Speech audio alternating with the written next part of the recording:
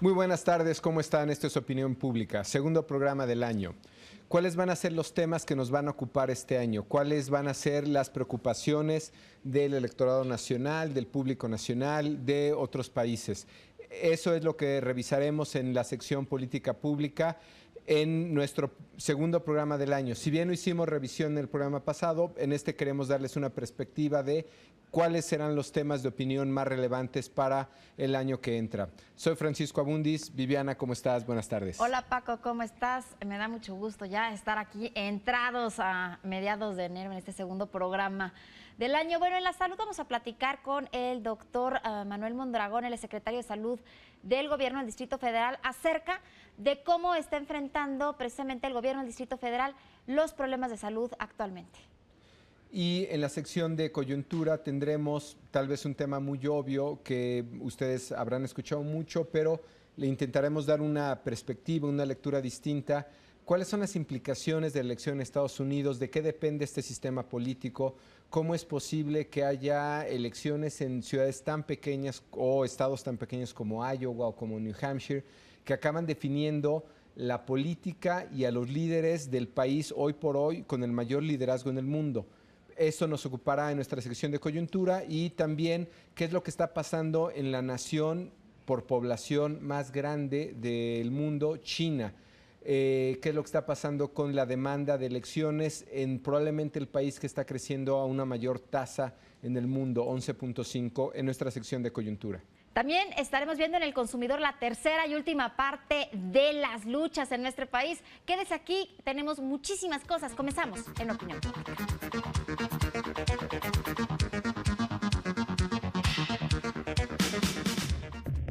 Esta semana se llevaron a cabo las elecciones primarias en New Hampshire.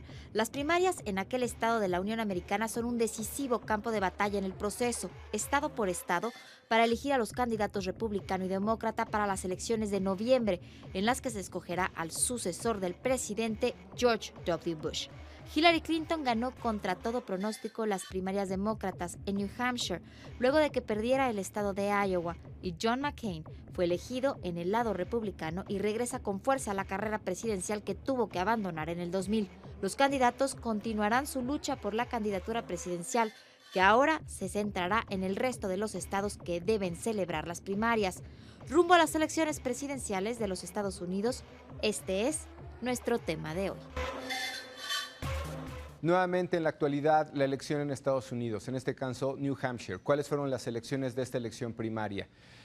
Para entender esta elección, para entender el sistema electoral estadounidense, que es bastante complejo, es necesario entender que el que será el candidato republicano y demócrata para la presidencia de este país no se hace a través de una elección directa, sino a través de delegados. Estos delegados son electos en cada una de estas elecciones primarias. Iowa, 3 de enero y New Hampshire, que fue el 8, son fundamentales porque representan muestras de lo que es el electorado estadounidense. Entonces, quien gana estas elecciones se convierte en un líder natural. La primera sorpresa fue que Barack Obama, este candidato de color en Estados Unidos, ganó en Iowa y quedó en segundo lugar en New Hampshire. Ahora, quien iba en tercer lugar, que es Hillary Clinton, pasó al primero en esta elección. Esto no es definitivo bajo ninguna circunstancia, pero ya revela en sí mismo una elección interesante para los demócratas. Y el candidato demócrata más probable o va a ser un agente de color o va a ser una mujer. Para cualquier propósito, un evento en la historia de Estados Unidos, porque quien sería el tercer candidato, Edwards, viene muy atrás en la contienda. Por el lado republicano, ¿qué es lo que ha pasado? Tenemos una contienda aún menos clara, por lo menos con los demócratas hay 2 finalistas, con los republicanos es un juego abierto a 3. Está Romney, que es tal vez el más conservador, el más radical, en el caso de México tal vez el que menos nos convendría por su política antimigrante. Está un líder de guerra, McCain, que es probablemente el más autorizado moralmente para sacar a Estados Unidos del problema en el que están en Irak. Y finalmente, Huckabee, que sería un candidato intermedio con propuestas inmigrantes no tan radicales y con una posición respecto a la guerra de Irak también más moderada. Si lo vemos en términos de la política nacional, de la política mexicana, quien nos convendría más hoy en el tema que más nos incumbe, que es migración, sería sin duda Edwards, quien no solamente estuvo en contra en alguna medida de la construcción del muro entre la frontera de México y Estados Unidos, sino que está a favor de una política de legalización de inmigrantes muy abierta. Obama y Hillary están en una posición un poquito moderada, estuvieron básicamente a favor de las políticas de seguridad migratorias y realmente no representa una gran diferencia. Sin embargo, sí la representan para el público estadounidense. Y como decíamos, del lado republicano, lo que tenemos es una posición muy radical de Romney, que probablemente es con el que tendríamos más problema en una relación México-Estados Unidos en este tema. ¿Cuáles son los otros temas que atienden o incumben al electorado estadounidense? Aborto siempre es un tema fundamental que divide al público. Política social, ya dijimos la guerra en Irak, política de salud y un tema que finalmente puede vincularse con una posición conservadora liberal, que es el tema de gente que desea casarse y pertenecen al mismo género. Este se vincula mucho con aborto, pero finalmente son los temas definitorios de esta elección. Si revisamos qué es lo que va a pasar en los siguientes días, debemos de poner interés en la elección de South Carolina, que es el tercer evento relevante, la elección en Michigan, y esta elección probablemente esté por definirse o tendrá una fecha definitoria el 5 de febrero. 22 elecciones en 22 estados, donde ya se empiezan a hacer las renuncias definitorias o se empiezan a posicionar los candidatos en un liderazgo más claro. Los números claves que tenemos que observar para esta elección es nuevamente los números de delegados. Para los demócratas son un poco más el número de delegados. El número mágico que ellos tienen es 2025. El candidato que alcance 2025 delegados es el candidato con un triunfo más probable o casi seguro. Y en el caso de los republicanos, 1191. Hoy por hoy, Obama solamente tiene 25 delegados, Hillary Clinton tiene 24 y del lado de los republicanos, el que iría liderando sería Huckabee y después vendría Romney y finalmente McCain.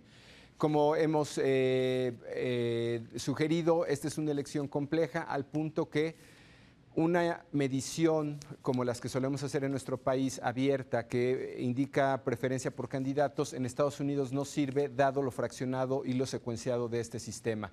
Y por cierto, pues otra de las lecciones de New Hampshire fue uno de sus tal vez errores más grandes recientes en una elección primaria, porque se decía que el candidato ganador en el caso de los demócratas era Obama por cerca de 10 puntos y finalmente ganó Hillary Clinton por aproximadamente 2 puntos.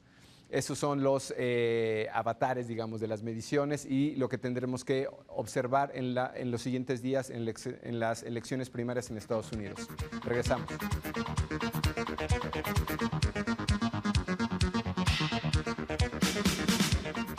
El día de hoy, aquí en la sección del consumidor, la tercera y última parte de este gran trabajo de investigación que han hecho los de Migros Brown, precisamente Alfonso Díaz, que ya está con nosotros. Muchísimas gracias. Muchas gracias a ustedes. ¿Con qué vamos a concluir el día de hoy? Bueno, si bien en la primera entrega vimos una parte histórica, en la segunda entrega vimos la parte de los personajes, en esta lo que vamos a ver es lo que podríamos denominar el estado del arte de la lucha libre, ¿no? Es cómo se han recogido, cómo ha transcurrido para llegar hasta este momento, cuáles son los elementos, vicisitudes, para que esté configurada de cierta manera y como la entendemos y la vemos en este momento. Si quieres, vamos a ver lo que nos tienes preparado y regresamos. La arena estaba de bote en bote, la gente loca de la emoción. En el ring luchaban los cuatro rudos, ídolos de la afición. La arena estaba de bote en bote, la gente loca de la emoción. En el ring luchaban los cuatro rudos, ídolos de la afición. Por afición, viendo las películas del Santo, de Huracán Ramírez, de Demon. Así nació mi inquietud por la lucha. Cuando ya la obtuve mi carnet, ya fue cuando nació el Negro Navarro. Bueno, aquí tenemos a uno de los grandes luchadores provenientes de Japón, el señor Okamura. Yo soy amigo de Pompín. Ya estoy luchando 3 años aquí en México. Yo soy de Osaka. De Osaka. No soy de Oaxaca. No, Osaka. Entonces yo soy oaxaqueño.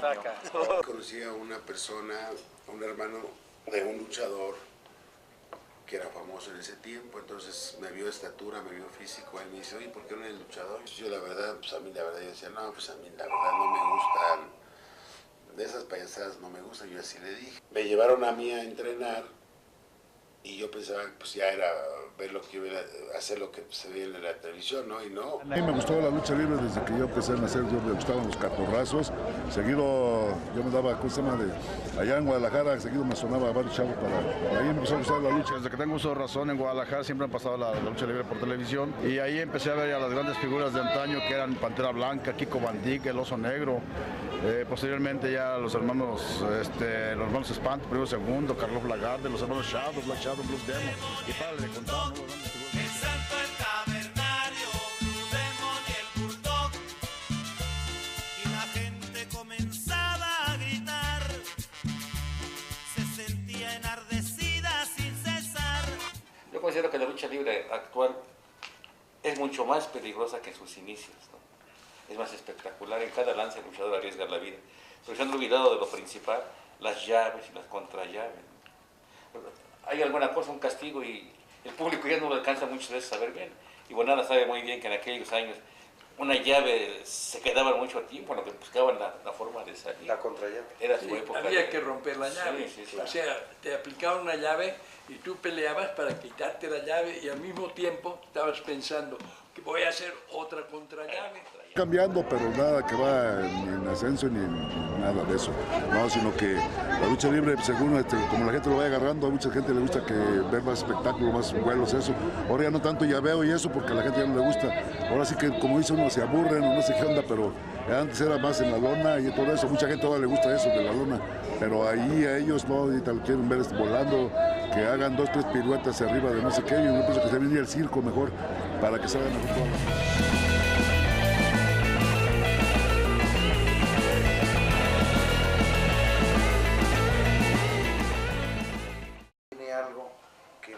a ya llamar a la lucha libre un desvío completo de sus inicios, como son la lucha callejera, la lucha extrema, las luchas en jaulas, las luchas mixtas, los mandados relevos en la cual participan y degradan, ahí sí se degrada el nombre de exótico, porque ya se convierte el nombre de exótico en homosexual. Aquí mexicanos más ligeritos que japoneses más pesos, ¿no? Pero aquí movilita más rápido, sí, vuela mucho. ¿Sí? Que en realidad es una competencia aérea entre los técnicos y los rudos. Ya no hay un rudo que encienda, que haga la pasión entre el público. Ahorita desgraciadamente lo que prevalece pues es la persona que hace muchos vuelos bonitos y todo eso, pues es la que está en el gusto del público, pero sí ha cambiado bastante, ¿eh? Ha cambiado bastante. Gracias a la lucha libre he viajado pues, casi a todo el mundo. Yo a 50 años de referee sigo comiendo, mi familia sigue comiendo. Lo poquito que tengo lo tengo gracias a la lucha libre. Sin la lucha libre, de por sí soy un desconocido, pues sería mucho. Me gustó tanto esto de la lucha libre y me quedé. Y la convivencia con los referees, con los luchadores, ha sido una cosa realmente que a mí en lo personal me ha llenado. Y por eso continuamos todavía aquí. Para mí lucha libre es todo, ha sido mi trabajo, todo. De ahí he conocido a toda mi familia, he tenido lo que he tenido es por parte de la lucha libre. Algo tiene de especial que ya no se puede uno salir, o sea, amo y quiero mucho mi trabajo, lo hago con gusto. Y pues es todo para mí, la verdad, es otra esposa, otra mujer, otro carro de último modelo. Muchos luchadores me dicen a mí, híjole, Bombín, yo quiero a la lucha libre, pero a morir. ¿Y qué has hecho por la lucha libre? Pues ¿qué quieres que haga? Dignifícala.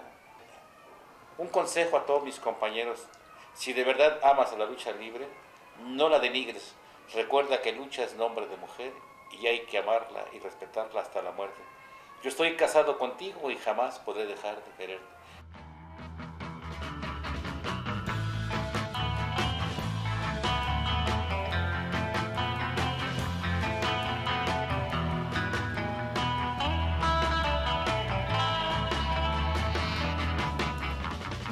aprendido a lo largo de esta entrega es que la lucha ha ido evolucionando. Hoy se enfoca más al espectáculo, a los lances, y es, bueno, una cosa increíble.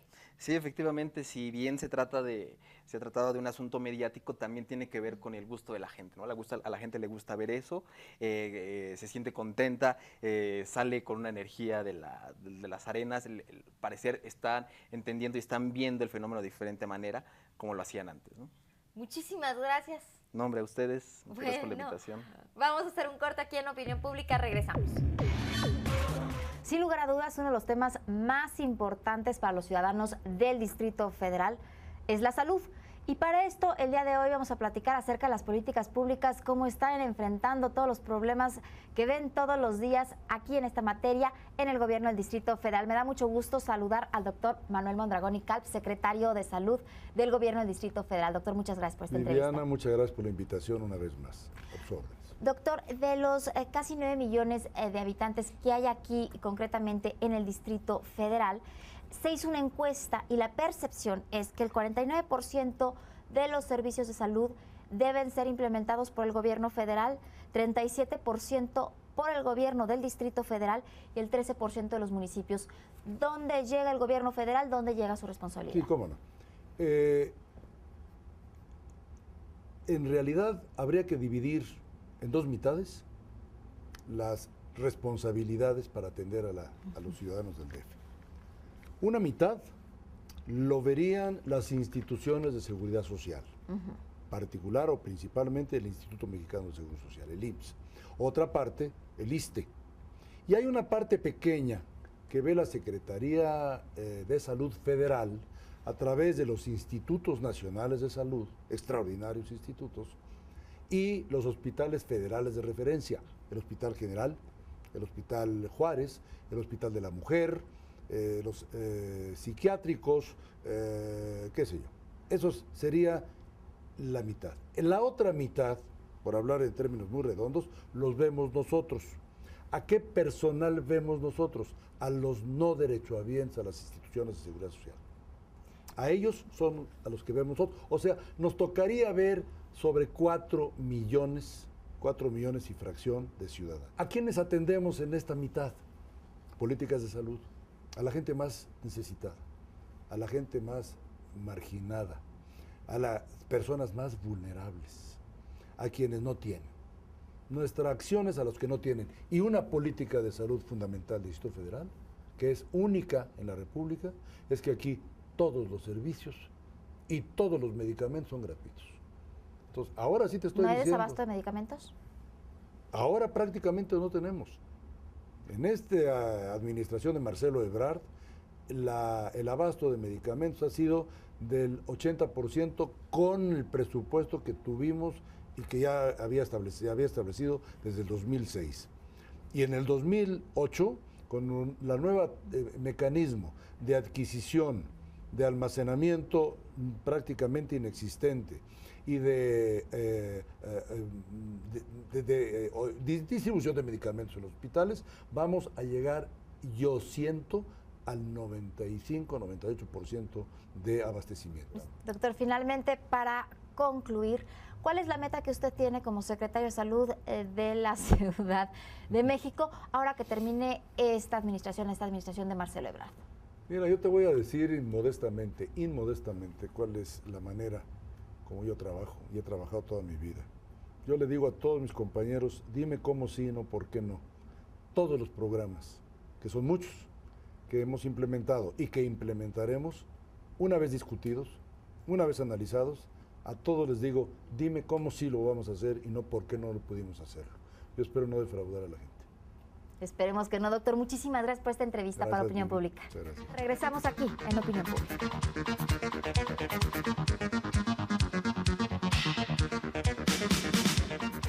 Inicia el 2008 y con ello, bueno, estamos ya viendo los temas que van a estar en la agenda este año y de eso vamos a estar platicando el día de hoy en esta sección de políticas públicas, ¿verdad, Paco Abundis? ¿Cómo estás? Así es, y el primer tema, Viviana, yo creo que tiene que ver con temas electorales. Hay 6 elecciones locales que parecerían de poca importancia, pero bajo una consideración pueden ser muy relevantes, que son las primeras elecciones bajo esta nueva ley electoral, que limita mucho los medios y que implica mucho trabajo de tierra. ¿Cómo le van a hacer, por ejemplo, los diputados para poder, si quieren que les hagan una entrevista o más, ahora que no pueden pagar? Va a ser muy complicado, Veremos cómo se establece esta nueva relación de medios con candidatos a.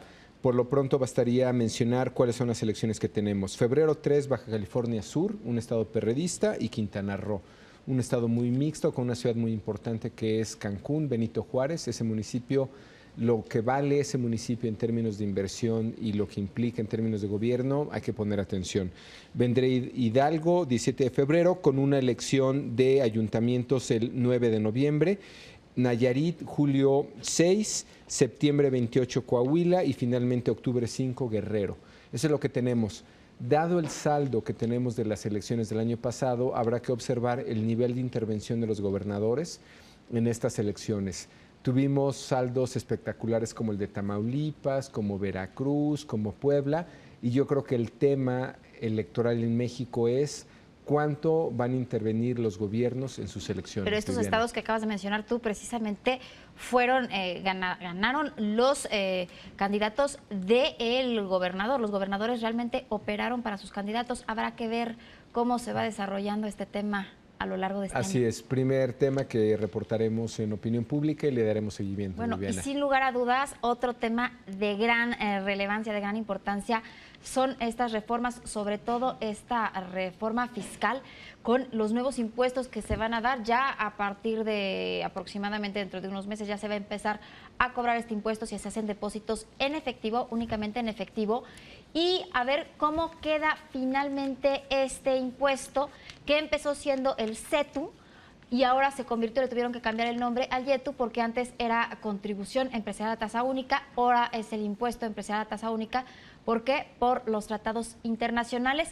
A partir del próximo 17 de febrero ya las empresas tendrán que trabajar sobre este impuesto, así que esperemos que esté muy afinado esto. Sin lugar a dudas va a dar mucho de qué hablar. Ahora que las nóminas no se van a poder deducir ni las aportaciones al Seguro Social, sin lugar a dudas creo que esto va a impactar a las empresas, ¿no? Así es, y eso eventualmente tendrá algún impacto sobre el nivel de acuerdo con el gobierno federal, presidencial, en fin. Y sobre todo al nivel de las personas que vayan a contratar. ¿Tú piensas que vayan a haber despidos con esta nueva ley? Veremos. Yo creo que estamos en un país donde el nivel de recaudación es muy bajo. El YETU en principio implica creo que 16% como tasa. Necesitamos recaudar más impuestos y en eso yo creo que varios estaremos a favor de eso, ¿no? Veremos cuáles son las consecuencias económicas. La otra parte, Viviana, que vamos a cubrir yo creo mucho en nuestro programa va a ser varias de las reformas electorales que vienen. Reforma judicial, reforma probablemente laboral, pero una que no hay pierde, donde vamos a tener que concentrar qué es lo que va a pasar en temas de opinión, es la reforma energética. Sabemos y tenemos registrado que el público mexicano no está a favor de ningún tipo de privatización.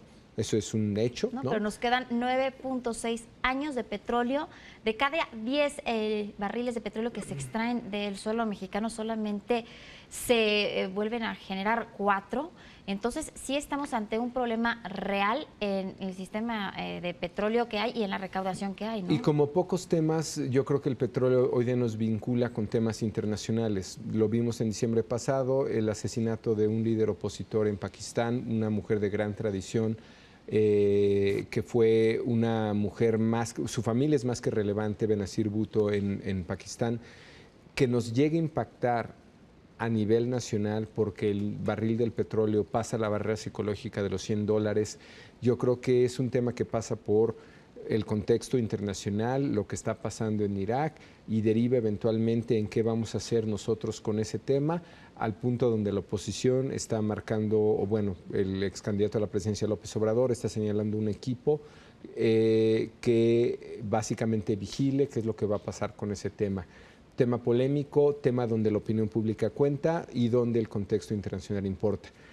Y otro que es internacional, pero que nos afecta a Viena, del cual hemos platicado y seguimos platicando, las elecciones en Estados Unidos. No, ese sin lugar a dudas es un tema importantísimo, sobre todo por la cantidad de migrantes mexicanos que viven en aquel país, más de 10 millones, en donde sin duda el resultado final que estaremos viendo el próximo noviembre impactará a nuestros compatriotas, ¿no? Migración, guerra, aborto, economía serán de los temas fundamentales en esta elección. A mí me parece fundamental, más que interesante, el hecho de que simplemente una minoría, un candidato afroamericano, como se denomina esa minoría en Estados Unidos, un candidato de color, podría puede ser relevante en esta elección. Eso yo creo que ya es todo un tema. Que estén votando por él en estados donde la mayoría de las personas son de raza blanca, ¿no? Así es.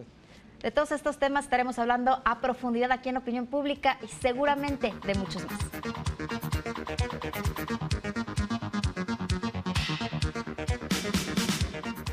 Segundo programa en Opinión Pública, una definición de agenda, qué es lo que nos va a ocupar, qué es lo que le va a ocupar al mundo en temas de opinión a nuestro país, elecciones, agenda internacional. Y yo creo que un punto a recalcar, independientemente de las secciones que estaremos tocando de la salud, la coyuntura, la tendencia, investigación de mercado, política pública, salud, para esta semana un tema a atender porque va a ser definitorio para nuestra relación con el país que nos interesa más en relaciones internacionales, el norte del país, Estados Unidos, es la elección en Estados Unidos, las elecciones primarias, Viviana. Así es. Temas que van a definir esta elección sin lugar a dudas, bueno, la guerra de Irak, pero también la relación de los migrantes que hay en aquel país y por supuesto el tema de seguridad social. Más de 40 millones de norteamericanos no tienen un servicio médico gratuito, no tienen acceso al servicio médico, entonces sin lugar a dudas temas que van a regir estas elecciones que se llevarán a cabo en Estados Unidos y que estaremos viendo resultados a lo largo de este año. Que es muy interesante lo que mencionas, Viviana, porque finalmente los temas no están siendo necesariamente los de la preocupación cotidiana del público estadounidense. Está pasando a ser los temas como más obvios a nivel internacional, como la guerra, como migración, algo de valores, si quieres algo de economía, pero esto de lo que estás hablando, salud pública, de pronto pasó a segundo término. Y es sorprendente porque debería ser de los temas más relevantes. Y estás hablando de país de primer mundo con tanto dinero, están invirtiendo tanto dinero en la guerra y poco dinero en su servicio de salud. Así es. Si quieres un tema para no sentirnos tan solos en el tema que nos atiende a nosotros del Seguro Social. Pero en fin, son los temas que veremos en Opinión Pública. Les dejamos esta reflexión para esta semana. Viviana. Paco, a usted que descanse, que la pase bien domingo. Nos vemos la próxima semana. Muchísimas gracias.